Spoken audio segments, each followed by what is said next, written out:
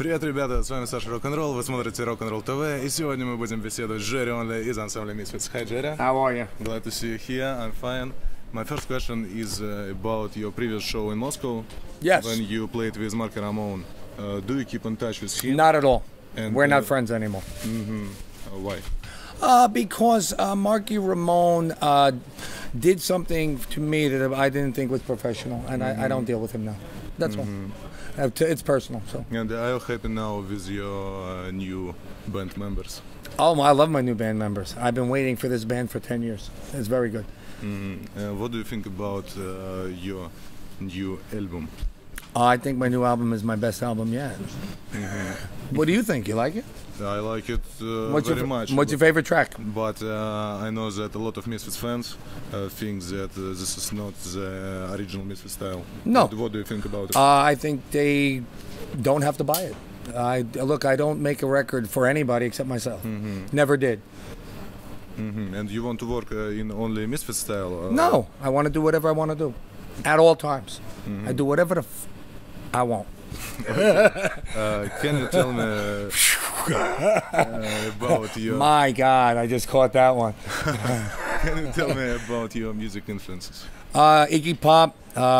First record I ever played was Jay and the Americans. Okay, Four Seasons. Dion, I like, is my favorite. Elvis. Buddy Holly. Moving forward, I would say David Bowie is the reason I play.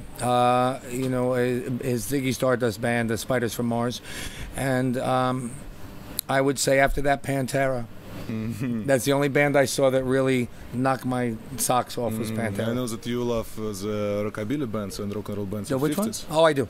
And, well, how can you not? I'm sure. How do you think that the punk rock is something that grows it's the same. from punk rock is back to the original roots. I mean, if you listen to Buddy Holly or you listen to the 50s rock and roll, it's all 3-chord, 4-chord progression. If you listen to Johnny Cash, you listen to Social Distortion. Yes, I do. Well, that's it. You know, kids always say, "Oh, that's a Social Distortion song," and they don't know. So we did the 1950s album, and we did. Marky played on it. Marky was all about it, and Dez was about it. I had told Graves and Doyle and Chud we should do this, and everybody said, we don't want to do that, and that's why they're not here. What do you think about the punk rock evolution? There is no evolution. There is no evolution. Punk rock, there is no evolution in punk rock. It's 4 chords. It's like if you can start a punk band tomorrow and play 3 chords, 4 chords. There's no evolution. It's what's in your head. But you don't like modern. No, I do. I think Green Day is a great band. I think.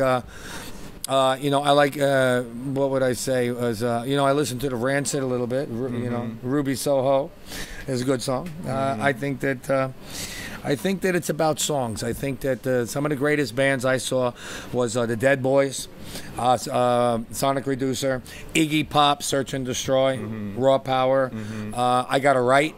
We did an Iggy Pop tribute album with Joey Ramone, 1969. Okay, did it in 2 takes.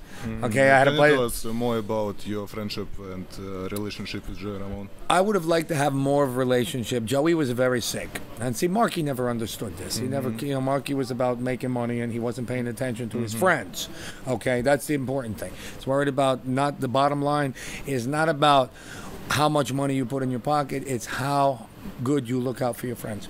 And Joey was a really funny guy, and he would laugh. I would, because I'm always joking around and making fun of people, but not in a bad way. Okay, you're very cute, not in a bad way. So yeah, she's very nice, right? So anyway, so I see her laughing over there. So anyway, so what happens is that I would make a joke, and then about 2 minutes later, I hear. I'd say, "Oh, you got it, huh?" So Joey was very good. We were doing our 25th anniversary, and I had a problem with my brother.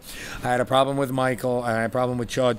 They were trying to do things against me with the wrestling people, and the wrestling was falling apart. And I told him, I said, "Look, you sell more records with the Misfits than they do with the WCW, with Metallica, Limp Bizkit, and all these people. Pay attention to what I'm telling you.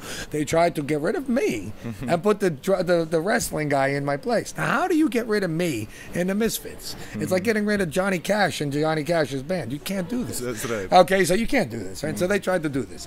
So I kind of said, "You want to know what? All you guys." So what happened was that we come to a point in the road where we were just not functioning anymore. And the main thing is that you enjoy your music and you love what you do. Okay, I had problems with record companies. I had problems with, we did a video with George Romero, and Michael doesn't show up. How do you tell George Romero that a 19-year-old singer decides he's not going to come to the video? I mean, what do you tell them? This is George Romero. Okay? It's like next to God. In the horror business, okay, there's God, okay, and then there's George Romero. I mean, very close, you know, one step away from divine. So, you know, I had problems with these guys. Nobody wants to do what they're supposed to do. So, you know, this album, I love this album.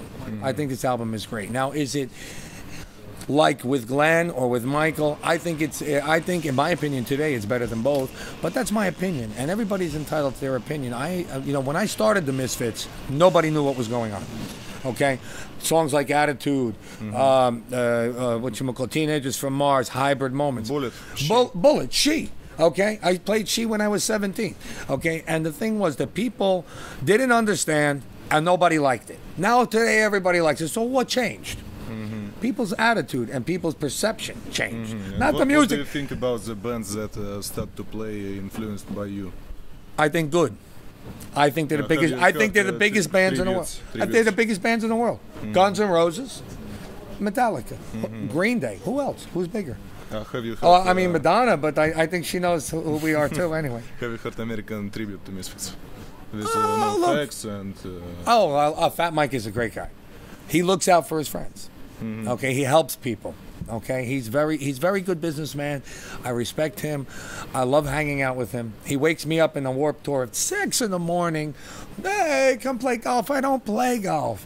I have to play today. I'm working, you know. But he can do. Your friends in the musical and my friends in the music business. Except for Rammstein. I mean, they're friends of mine. Everybody knows who we are. Some people I don't get along with because they don't give me the opportunity to do what I can do. When I do a show with somebody, okay, we're playing with Anthrax in South America. They're my friends, okay? When we do a show together, I will help them any way I can to be the best they can be, okay?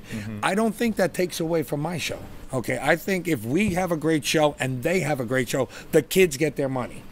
You know what I mean? They get the best show.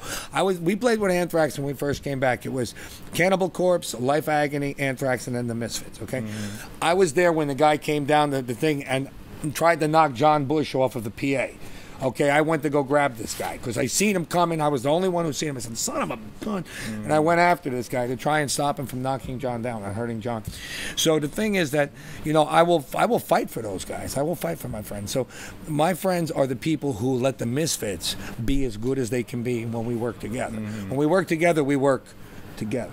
It's not who's better, who goes on first. That don't mean shit, okay? What matters is how good a show you give the kids. Because those kids out there tonight, they're in Moscow. I don't know how much money they make working at McDonald's. Oh, you have McDonald's, right? You have, okay. What do they make? How many rubles to work at McDonald's in one day? Not so How much? I think. How much? Not much. So they may have to work a whole week to buy my ticket. I don't drink, I don't smoke, I lift weights, I go out there and I play as hard as I can. If there's 10 people or 10,000, it doesn't matter. It's always the same. It's always 100%. And that's what the Misfits is about. Do you like touring, Jerry? Do I like what? Touring. No. But you have to. Listen, I love to play. Touring is a pain in the ass, okay? And I have a little girl at home. My son is with me. He does our sound and our tour managing. My buddy from Green Day. Is 2 years old. I have a 5-year-old girl, and I have a 29-year-old daughter. She's married, and my son is 26. He's with me. If everybody was with me, I would tour forever. And your son is in music business too? Yeah, he's our sound man. He does our front of house. He make our album.